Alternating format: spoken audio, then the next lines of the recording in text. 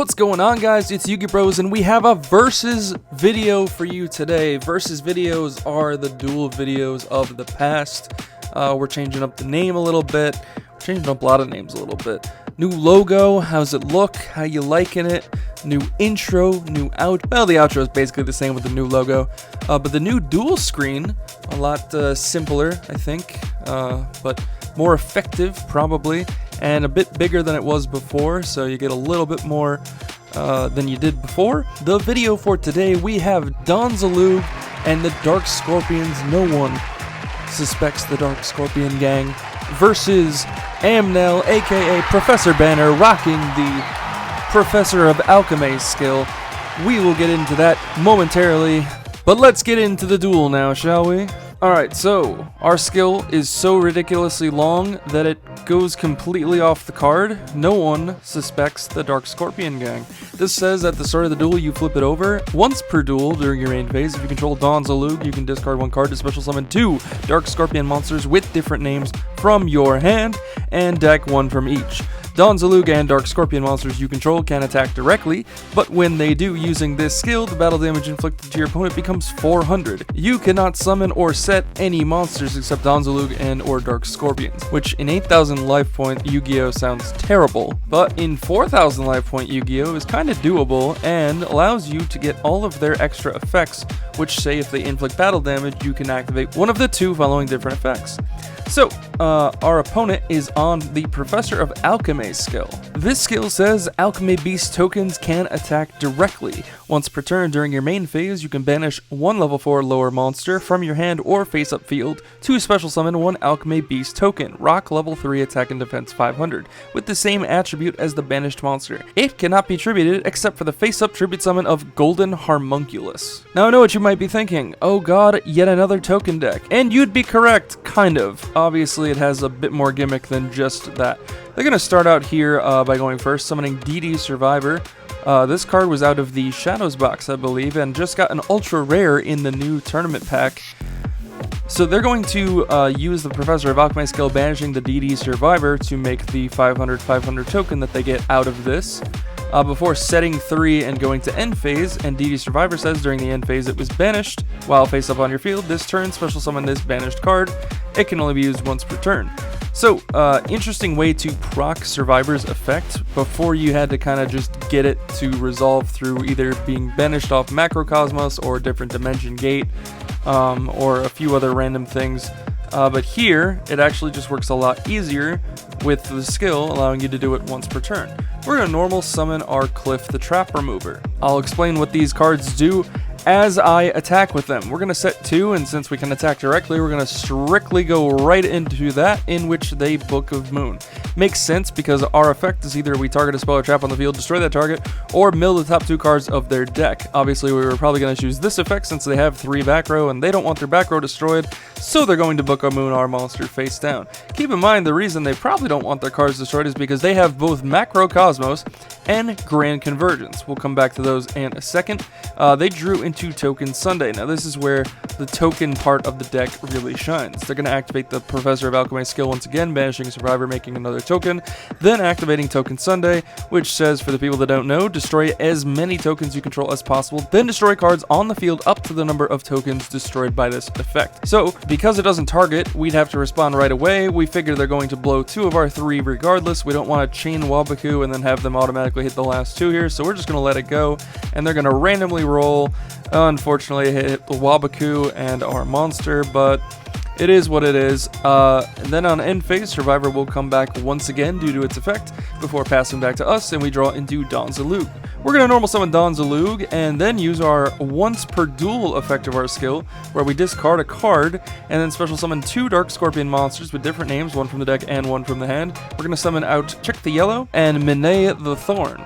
Amnael the Thorn says if it inflicts battle damage, you either add a Dark Scorpion from your deck to your hand or target a Dark Scorpion card in your grave and add that target to your hand. Check the Yellow says you either target a card in the field, return that target to the hand, or look at the top card of their deck and then place it on the top or bottom. We're going to go into battle phase and have Amnael attack directly. On attack deck, they're going to activate Macrocosmos. On a new chain, they're then going to activate Grand Convergence. This card is kind of wild. So it says if you control Macrocosmos, and they do, It inflicts 300 damage to the opponent, such a random effect, and then destroy all monsters on the field. So it essentially dark holes everything in the form of a quick play. But guess what? Survivor got banished due to Macrocosmos. So Survivor will come back, as his name does suggest, and they will draw into yet another DD Survivor, and this will prompt them to go to battle phase, and they're going to swing, and we're going to activate Wall of Disruption. This card is insane when it goes off. When the opponent declares an attack, all attack position monsters your opponent controls lose 800 attack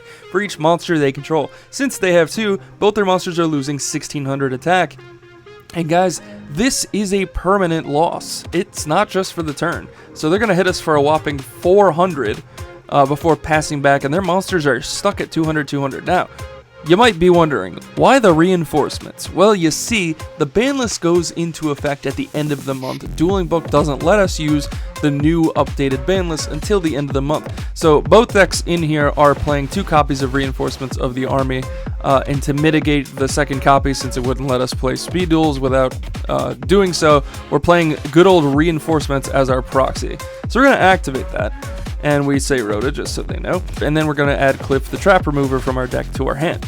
Wall is banished due to macro, we're going to normal Cliff, and instead of attacking over a survivor, we're going to attack directly. We do this because if we attacked over it, yeah, we'll do more damage, but it will get banished due to macro before this gets to trigger on a new chain to pop this, and we don't want this to come back at full power, so we're instead going to swing for 400 direct, use Cliff's effect popping the Macrocosmos. These 2 cards on the field are not threats to us.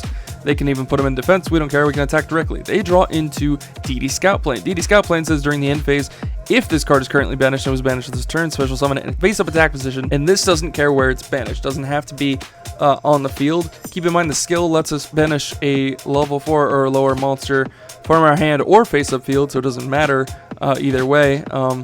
But this card is really nice in the simple fact that it doesn't have to be on the field, so you can banish it through other means. They're going to banish a survivor, though, for a token, summoning the token, switch this survivor to defense mode, and then end phase, the survivor comes back at 1800. So now we have to most likely contest that. Oh, but guess what? We drew another Wall of Disruption, so we don't really have to contest that. We're going to go straight into battle phase, swing over this other survivor. We don't want them to banish it with the skill so that it comes back at full power, and they'll draw, and they'll go straight to battle phase. Makes sense they didn't summon another monster because they've already seen us use a Wall of Disruption. Unfortunately for them, however, we're going to just use this one. That thing's going to go to 200. They take 1000, and then of course, all the Dark Scorpions only have to inflict battle damage. It doesn't matter whose turn they do it on, so because we did damage, we're going to use his other effect, which sends the top 2 cards of their deck to the grave. We hit their Rhoda proxy and another Macrocosmos. No reason to use the Spell and Trap effect since they don't have it. We draw into Wabaku. We're going to set that, go to battle phase, swing over this token, because we'd rather them not have tokens for Token Sunday, you know, as you've seen already. And they're going to draw into Reinforcements of the Army. They're going to activate their Rhoda, add DD Warrior Lady from deck to hand. That's really strong. They're going to normal DD Destroyer. First off, why is this a warrior? Explain how this is not a beast warrior or a beast or any other type. I don't really get that, but you can search it with Rhoda, which is nuts. They're going to normal summon it. They're going to use their skill effect, banish it, making a token, and then Destroyer's effect on a new chain triggers. If it's on the field and banished, you can target a face-up card your opponent controls, destroy that target. So they'll get rid of our Cliff, and then the token will swing for 500 direct. We're going to draw into our copy of Reinforcements of the Army. We're going to use that, add good old Zaloog from deck to hand, and then we're going to drop the Don. We're going to go straight to battle and swing over the token, because we do more damage than we would by swinging directly. And then we use Zaloog's effect, and discard a random card from their hand. Unfortunately, we did not hit the DD Warrior Lady. They're going to draw into Creature Swap. Interesting, makes sense with the tokens they can do. They are going to summon this DD Warrior Lady, swing into our Don Zaloog, except we're going to activate Wabaku. So the way Wabaku works is we don't take battle damage, and our monsters can't die by battle. The reason we play that in here is because all of these things have the ability to attack directly due to our No One Suspects the Dark Scorpion gang, so that if our monsters just survive, we can just keep punching directly the following turn. And because it's Don Zaloog and it can rip a card out of their hand, they figure it's better to proc DD Warrior Lady's effect here, banishing both our Don Zaloog and their monster, rather than let us keep attacking directly and chip damaging them down to 0. We draw into Galaxy Cyclone. We're playing this over Night Beam simply because this forces us to discard a card, and we haven't seen it yet, but we play Hollowed Life Barrier, which is like a subsequent Wabaku, which also says discard a card. So with the discard effects, having this be a discard and then still possibly be relevant with its second effect actually works out to our advantage. They're going to draw into Macro, set that and pass. We are going to draw into Hollowed Life Barrier, Speak of the Devil.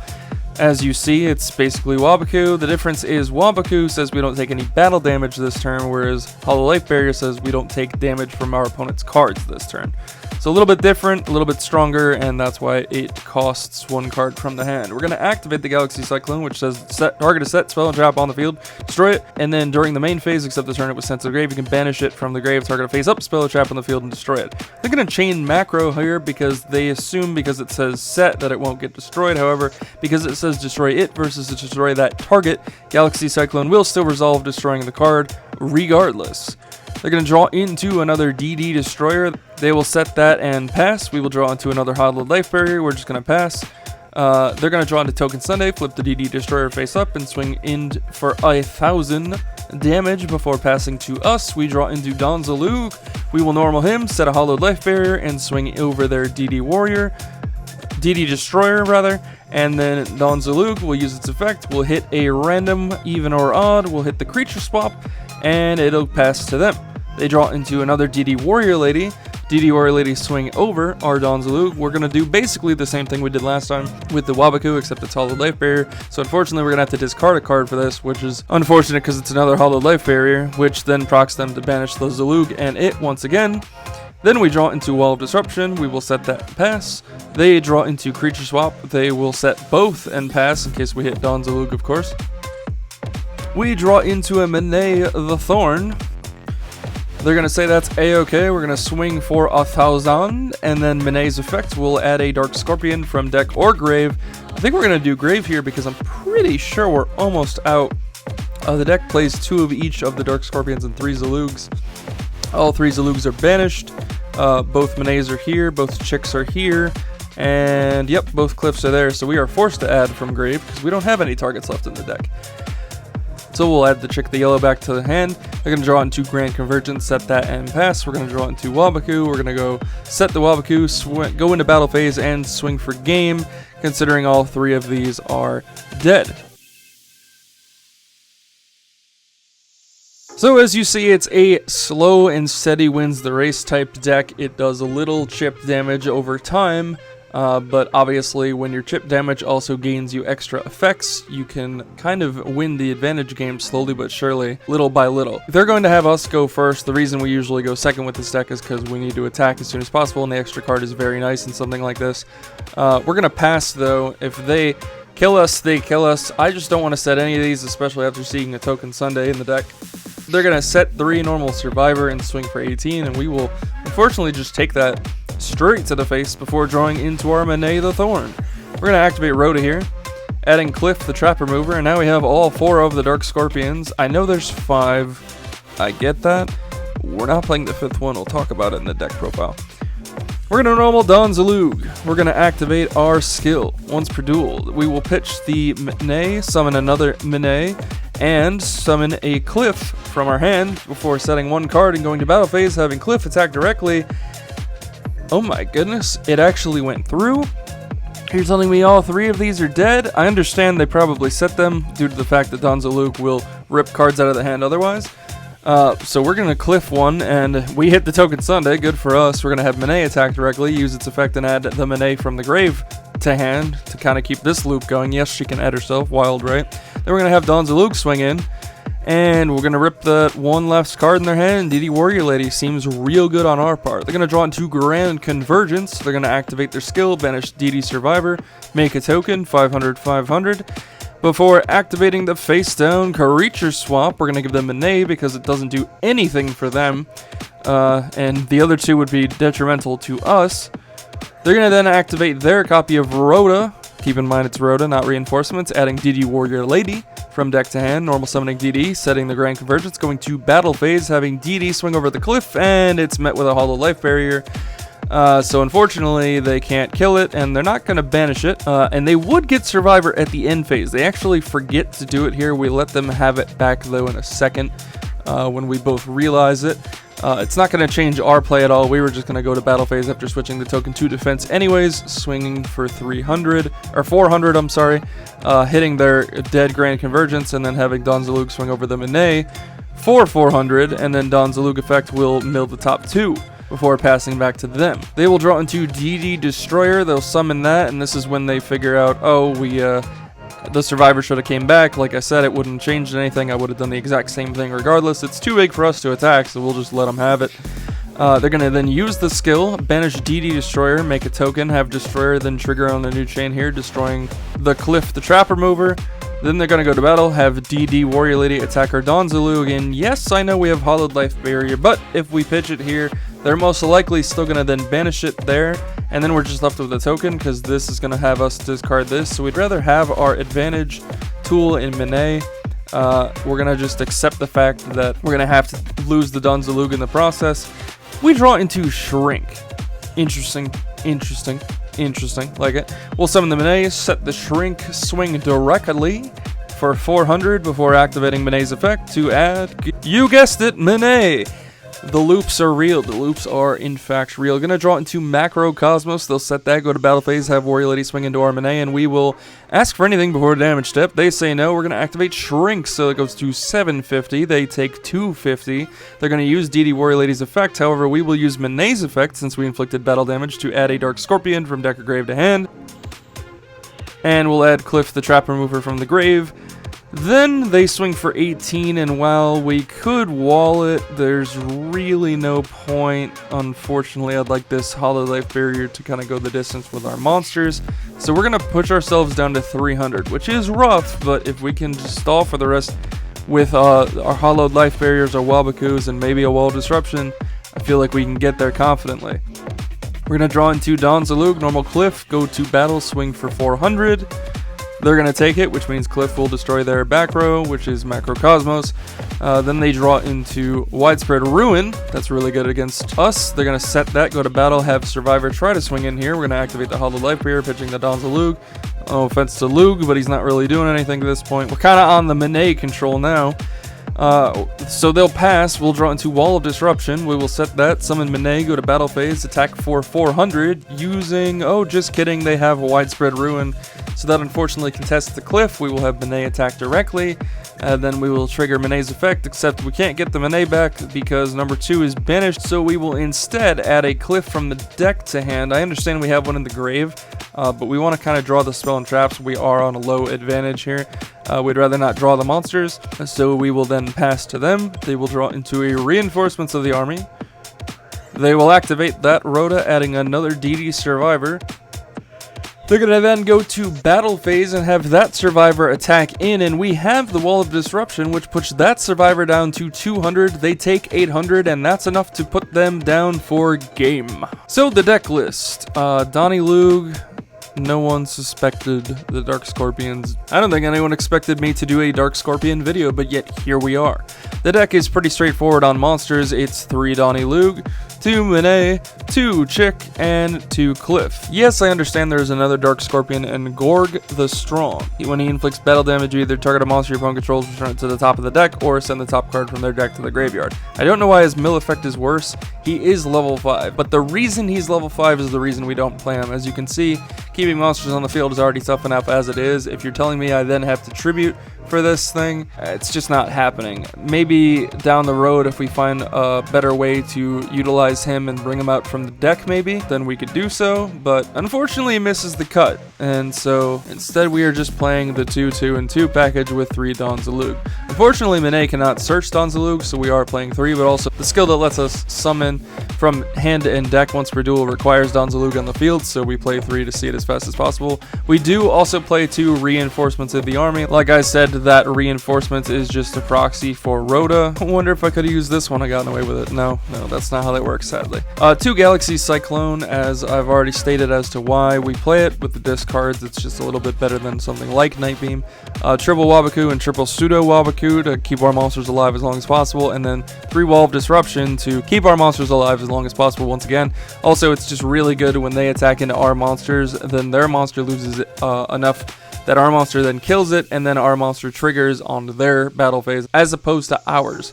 In the side deck, we play 2 Sphere Karibo because even though we do play a plethora of options here to stop them, sometimes they either blast all our back row or drop the newly semi-limited Jinzo on us, which obviously hurts a lot.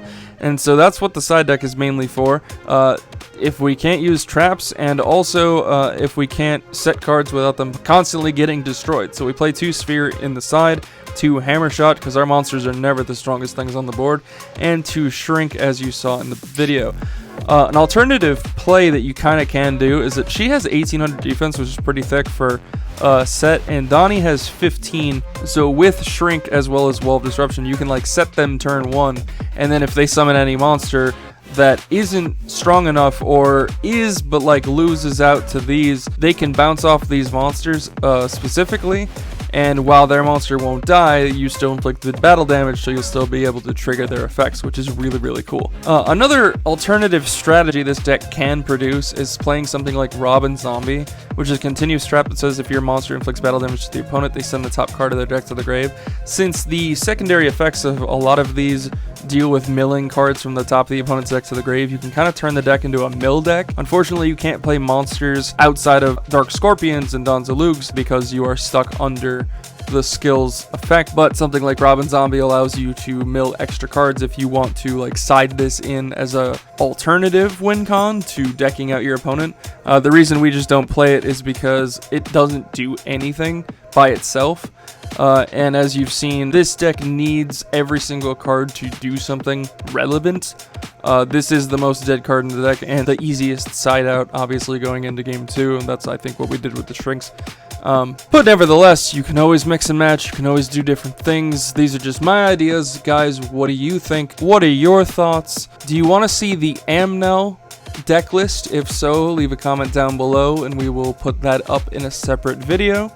Guys, what do you think of the new setup? Let me know as well, and I'll see you guys in the next Versus video. For more amazing Speed Duel content, subscribe to Yugi Bros. It's time to duel!